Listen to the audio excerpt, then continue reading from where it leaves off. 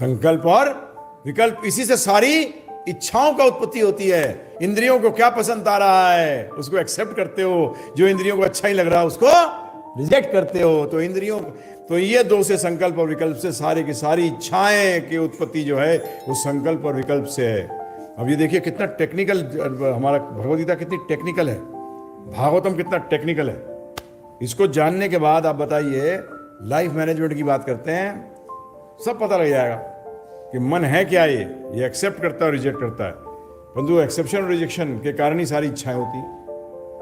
अब हमें क्या करना है इसको, परंतु मन की क्वालिटी खत्म थोड़ी होगी प्रभु जी।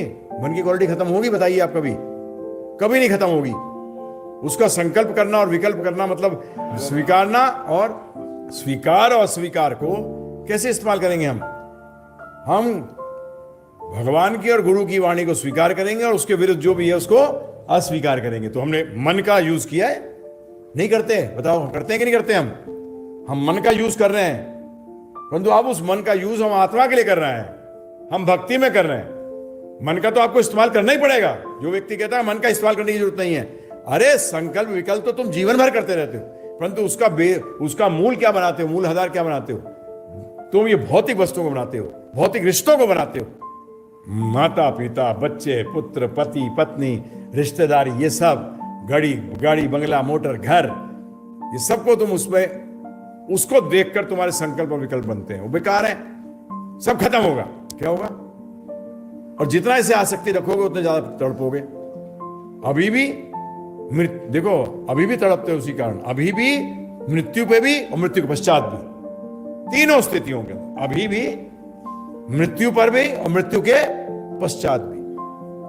अब इसको मन के संकल्प और विकल्प को इस्तेमाल करना है सही तरह से। अब क्या स्वीकारूं और क्या अस्वीकारूं, यही तो, इसी को कहते हैं, एक डिवोटी ने बड़ा अच्छा किताब लिखी थी, नेक्टर ऑफ डिस्क्रिमिनेशन, विवेक का अमृत। विवेक का मतलब क्या है? आपने ज्ञान को समझने में लगाया है कि क्या सही है और क्या गलत है।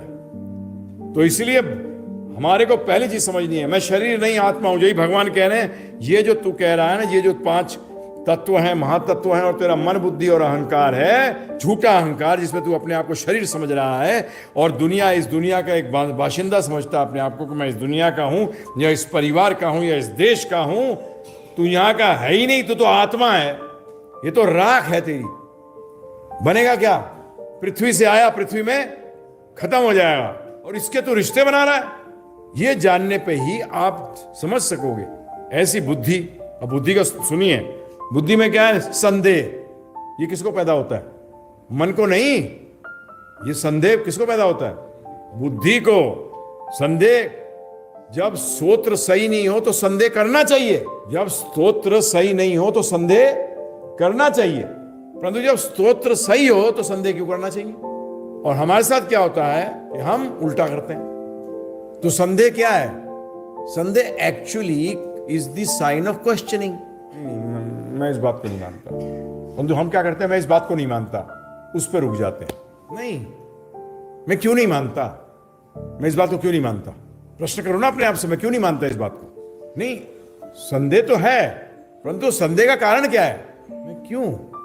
हो सकता है मेरा जो संदेह जो कर रहा हूं वो गलत है, मेरा संदेह करना गलत। अथॉरिटी के पास जाना चाहिए। किसके पास?